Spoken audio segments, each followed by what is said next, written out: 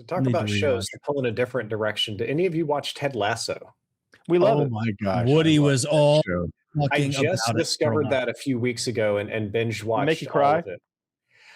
It didn't make me cry. I did enjoy it quite a lot. I thought it was a fantastic show for a lot of reasons. I thought it was funny. It was well written, complex characters. It was interesting. It was a sports show that there wasn't that much sport action in. It was mostly about what happens in between with the training. And I did kind of get the vibe, though, that it was distinctly written for the female gaze, or that it was written with women in mind a little bit more than your traditional sports show. You have a lot more female characters. You have a lot more focus on like growth and development and relationships. And like they talk about hot guys and stuff. My wife said it was eye candy, though I liked how it ended, except for that horrible CGI Stonehenge wedding thing. And I'm mortified at what's going to happen in season 4, because it looks like it's just going to be an all-female reboot, which we know everything except for Bird Down has been terrible. I'm okay with that. I'm okay with the female reboot because it's not like it was like, I don't know, about the sports to begin with. It's about the interpersonal stuff. I'll tell you where it made me cry. 2 times when it made me cry. It's the very first episode when Ted gets back to his hotel room and he's been putting up this like so positive, good guy. Oh, you want to spit in my face? Oh, it's raining today, kind of thing. And then he gets back home and to his hotel room actually, and he tries to talk to his wife on this transatlantic phone call, and she's just not hitting it back. Like she won't say I love you. Like you realize now that his marriage is like on the rocks big time, and he's just, oh, you don't have to say it back. I just needed to say it. Like this pitiful moment of him, like even like he can't even get anything from her. Like there's nobody. He's all on his own, and he tried to reach back home for just a little bit of positivity, and it's just extra negativity on top of your shit Sunday for the day. And I'm crying at that scene. And then a couple episodes later, maybe just 1 or 2, he has been bringing his boss these cookies every day, and she hates him. She's setting him up to be fired so that she can like change the team how she wants. She hired him so he'd fail, so the team would fail, to make her ex-husband like sad because he loves this football team. So she got wants the to make team him in a the bunch divorce. of losers. Yeah. She's like, she's turning his team into a bunch of losers out of spite. He was the shithead in the divorce. None of that matters. But every day he brings every day he brings his villain boss these cookies. And as much as she hates him, and as much as she's trying to set him up in private, her private thoughts are, these are the best cookies I've ever fucking had in my life. Where do you get them, Ted? And he's like, if I told you that, I wouldn't be able to bring them to you tomorrow. And it's just like, okay. And she's like telling her assistant, she's like, find out where these cookies come from. That would get me back in. He's running around town looking for these gourmet fucking cookies that Ted keeps buying on the way into work every day. And you get to the end of the episode, Ted's baking cookies. Yep. He's been baking them for every day. He's the master. He's been baking cookies for this woman every morning, fresh. And that bringing show them in. is so good. And I cried. I'm watching him bake the cookies and sobbing. And like Jackie and I are like, this show is so much better than it has any right to be. I am so attached to these characters. Their victories mean so much to me. And that's what makes me cry. Like it's usually about things going right. You know, they get a win, something goes well, and they get their little moment of triumph. It gets me. When dude tore up the sign, I was so mad. Is it based on a real team?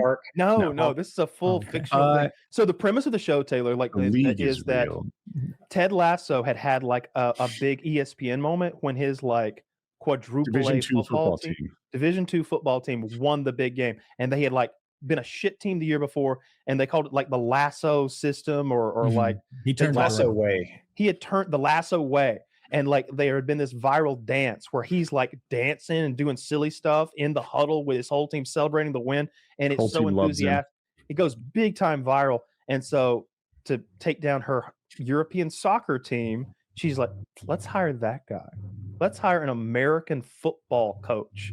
And that's the gag that he doesn't even know how to play the game. He doesn't know the rules. What a bitch. Yeah, well, she's like her. Oh, and she's played by the nun from Game of Thrones, the Shame, yes. That big bitch. She's pretty hot in real life. She's actually got big tits, I found out. She's like 6. I don't know. Yeah, they're on display in the show. She's statuesque. She's a very good looking lady.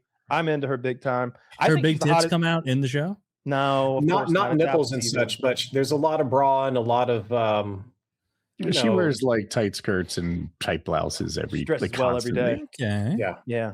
I'm telling you, it's the most heartwarming, genuinely pure show I've watched in forever. Maybe it's just goodness, and you'll come away at least at the end of each season with this like positive vibe that I carry on for hours or even days after I watch that show. He's so good that it makes me want to be gooder for him and be a little bit more like Ted Lasso. Is it Andy from The Office?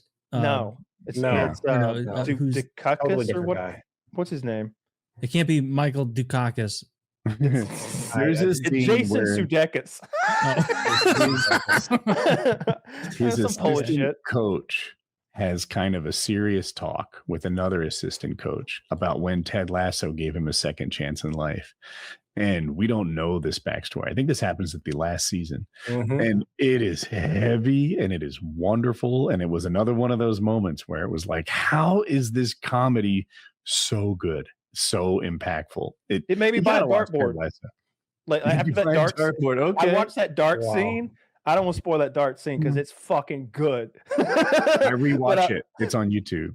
It's fucking good. And I'm like, I want to play darts like Ted Lasso. I'll be a better man if I played darts like Ted Lasso and I'm just a little bit more like him. He's the best man you can imagine. So they tried to make him a fool, and then against all odds, he is not. He doesn't mind being made a fool of because he's so self-confident and so positive, but not in that frou-frou kind of way, in more of a like perseverance through anything. I'm here to do this kind of way. It'll all turn out for the best because I'll give my best. And it vibed to me that he didn't mind being a fool because it was never about him. It was about everybody else. And it's like, yeah, I don't really care if you think I'm a wanker. I'm here to make him not a wanker. And he just, everything was just water off a duck's back for him. He's here to win. He's here to build. But then you see these private moments where that facade cracks and you see like, oh my God, he's getting shit on all day from every angle and he never fucking there is a scene where he shouts and screams and it's very emotional. Like when he finally has like a thing go on. It's a great show. Can't recommend it enough. When we recommended it the first time, I watched that first episode and it made me so sad when he does that phone call with his wife and everything that I didn't watch it for months. I didn't watch episode 2 for months and months, and I was bored and I was like, all right, let's try this one more time, and just binged the whole thing. It was so good. It's so good. And one thing that we're not talking about much because we're talking about its quality, it is genuinely funny too. We're talking about drama and character moments and stuff. I laughed a lot in a good way. There was a lot of it that was just plain funny. So it's in the modern ecosystem of media, it's probably the most wholesome thing that I can recommend to anybody. Like if you want to watch something to just feel good and not The Boys or something grim like that, you should watch Ted Lasso. That is a very good before, but I love this fact. There's one character, his name's Roy Kent, and he plays like a big, tough, almost like a soccer enforcer, if such a thing exists. And you're almost like, how'd he get cast for this? Because he's not really a big, tough actor. He's no Jack Reacher. And it turns out that guy is the writer, and they weren't sure how to cast it. And he's like, hear me out. I think I can do this. And he got the role, and I really enjoyed him in it. So I didn't even know that. Okay. I like him in that role too. The only character I don't like, and I would almost fast forward, that big-headed chick who's supposed to be like an influencer supermodel. It's like you aren't even five-head, she wouldn't be the cutest girl at a dentist office. Is her name Juno Temple? I don't know. She got a big old forehead. Keely Jones? Keely Jones. Yeah, that's her. Keely. I hated Keely Jones at first, but she does grow on me as the season. She's got a forehead like that alien creature. Yeah, it's got my attention.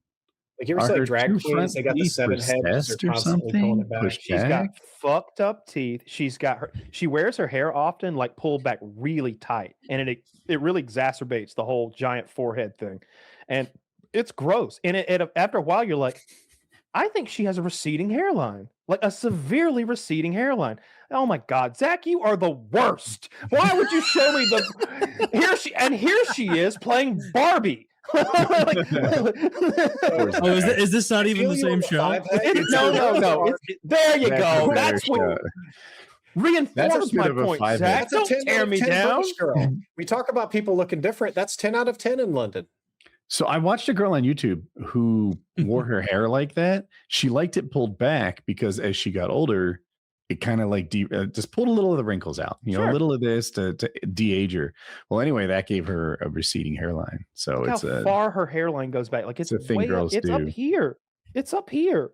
Yeah. Like if she I bet she'd have wrinkles on that forehead if she didn't have that hairstyle. I'd rather have a wrinkly forehead than a Predator. Giant forehead.